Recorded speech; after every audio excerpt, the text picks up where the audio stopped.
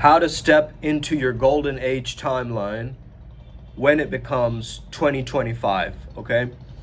This is 31st December 2024, and I'm Uncle Makara, all relations. Today I'm going to speak about a very, very important concept of stepping into your divine timeline. Now, you have a specific confidence code, a core confidence code that you might have underrated or overlooked.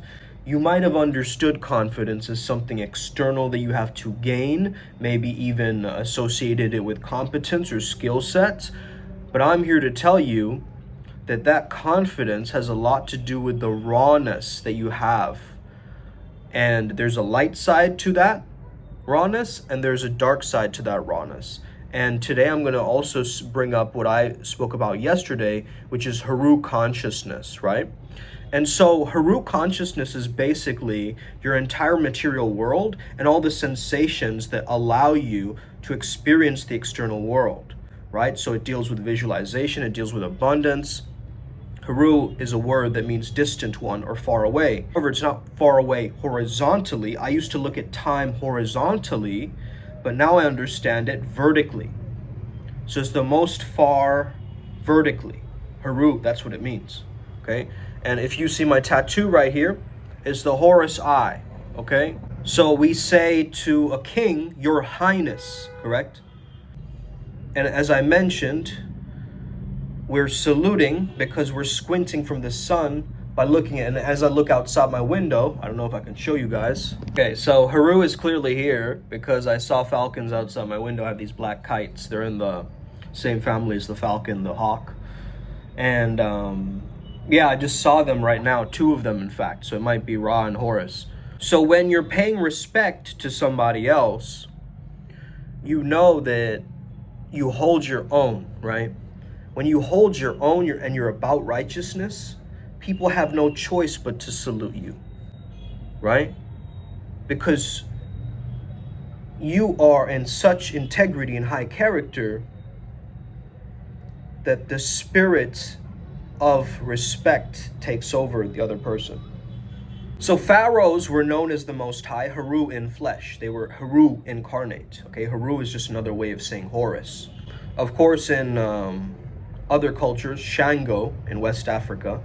In Judeo-Christian tradition, you have Archangel Michael, right, who's the angel of justice. And of course, you can say that Horus is also a repackaged story and telling of the story of Jesus. In the Kabbalah, it is Raphael, right? Raw fire, right? The hero's journey sounds like Horus' journey. Ooh, we're getting downloads today. So the sun fire Horus is ruled by the sun, which gives rise to heightened vitality, assertiveness, independence, focus, masculine will, and drive. So these solar energies or solar consciousness basically are illuminating our planet. And so for you to step into this golden timeline, you have to ask very crucial questions to yourself for spiritual inquiry. If you invent your own Zen koans, for instance, or meditative prompts for you to explore your inner world, how you can handle your trials and tribulations, and how you can victoriously rise amongst all the chaos around you. You might be in a crossroads situation right now, but if you chant your own mantra that's going to help you survive this next year, it is going to set you apart from those that don't have a way to deal with crossroads situations. So Horus is the seat of our will. This is the seat of our divinity. In the Garden of Eden, they didn't actually exercise their will until they didn't actually awaken consciousness until they exercised their will to do what they wanted to do and ate of the tree. That was will. They had knowledge of what good and evil. Now man has become a god.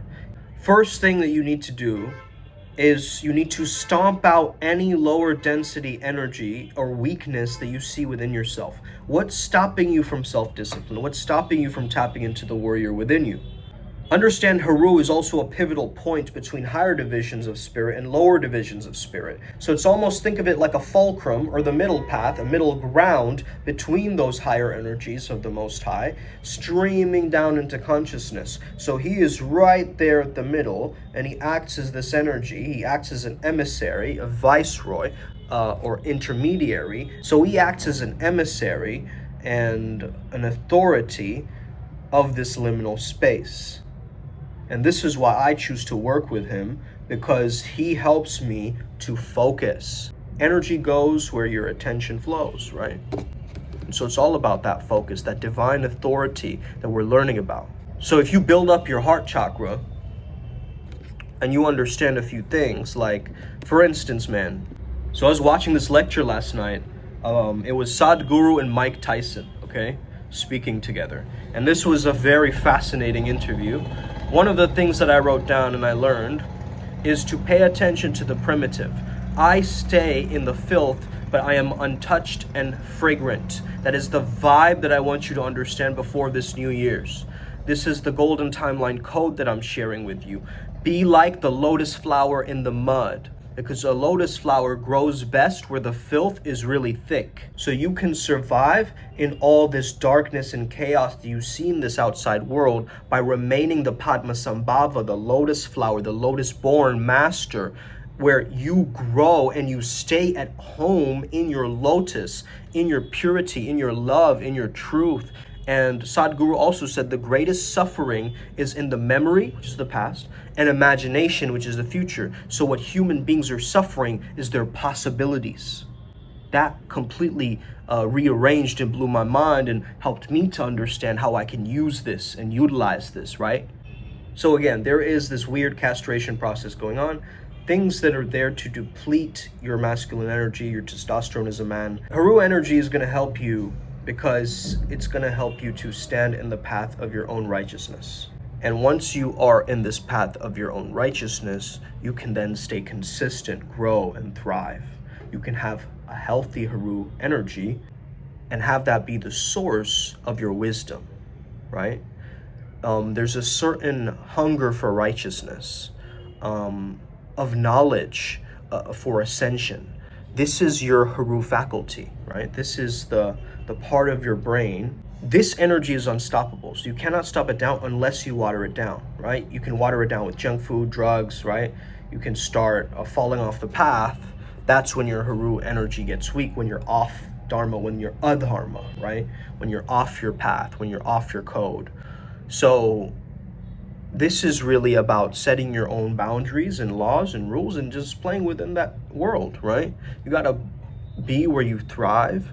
You got to stay in your lane and you got to make it yours. You got to be creating your own league and start being the pioneer who gets hit with the arrows but still chooses to move forward. Okay? Because this is really going to be a very important journey for you of authenticity. That's what's coming. This next year is all about authenticity, to illuminate our mind and spirit greatly. We've really let ourselves go, man, right? Now we need to take the power back. It's not about being the shrewd businessman or the very high in the clouds spiritual person. You know, when you do Cobra with fire breath, that's a really good one to do if you want to tap into Haru's energy. I found it to be very, very powerful. Of course, you can do bodybuilding and all this kind of stuff too. That's great. But this, compound of like taking zinc, supplementation, or even tribulus is a good one. Tomcat is a good one. There's a few of them that are very natural testosterone boosts that are very powerful. So it's time for you to regiment your life and live it by your own value, your own morals, your own higher self, your own codes that are going to come through and stream in. Okay? Superman gets his power from the sun, right? So you got to understand, you got to get that sunlight. That's when you're going to get that serotonin. And when you have that serotonin, you're producing meaning. You're creating more meaningfulness chemicals. And once you have that, then it's easy to move forward and have resilience and use your mental toughness to get something done, right? To be able to actually marinate in your own energy. by being by yourself long enough, you can understand your baseline. You can understand that once I'm in solitude, I really know myself. I've spent time with God. I've spent time, around others that also carry this frequency. You know, when you completely cut yourself off from everything and everyone and you go out into nature, that's such a freeing feeling because you're getting rid of that offset energy that's basically the opposite, right, of that energy. So Mother Nature is going to heal you, whereas taking these greasy fried foods isn't, right? Or these really weird concocted sweet cold drinks that we have, right? It's great, don't get me wrong. It's a liquid. And then you get it cold. Cool energy is the opposite of fire, right? We use the colors red and white and black. These are alchemy colors in Primal Sutra. I highly recommend you do this. Shout out red, okay? I highly recommend you do this by having some red around you. It can be something red that you wear. It could be a red water bottle. It could be red anything. Have some red in your environment, white in your environment, right? So a balance of white and red, root and crown, is going to be very, very powerful for you. You can even wear a mix in between pink. I mean, pink is feminine, all right, but it's going to still be ruby, garnet, these kinds of colors might be very, very powerful for Horus energy too, okay? So you have to be a warrior, okay? The ego functions like a sword, right? So how you use your sword or your will is how you will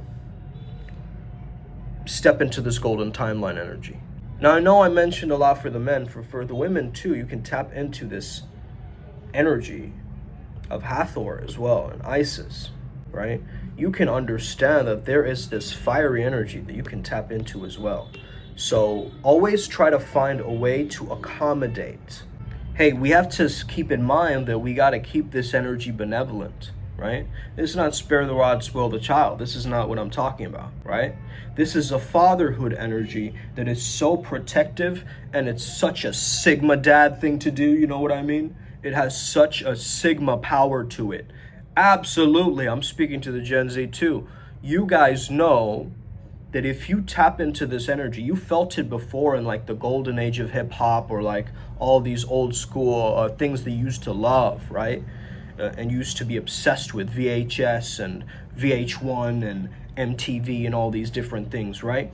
When you saw that, you got inspired by that because there was some kind of a hidden code in that. And even in the cartoons and whimsical things that you saw through your images, you begun to incorporate that in your stream of thinking. And so your sense of humor might be whimsical, mystical, random, because that's what you're consuming, right? So once you get really aware of that, then you can consume to the best of your ability. I will consume until I become the real Soom. Ooh, baby! Let's go, Upward Spiral Gang. May we never be the same again, okay? Hit that like and subscribe button. Happy New Year in advance. Happy New Year. Absolutely. I'm going to say it right here before I have to say it a million times to other people, right? It's just a customary gesture, man. You got to say Happy New Year to people and happy birthday and stuff. It's just the 21st century, so, whatever, guys, okay? Happy 2024's end. Let's get it. Upward Spiral Gang. May we never be the same again. Club going up on a Tuesday. Let's get it. Upward Spiral Gang, gang, gang. Let's win. Let's win. We've already won, but let's keep winning. Us.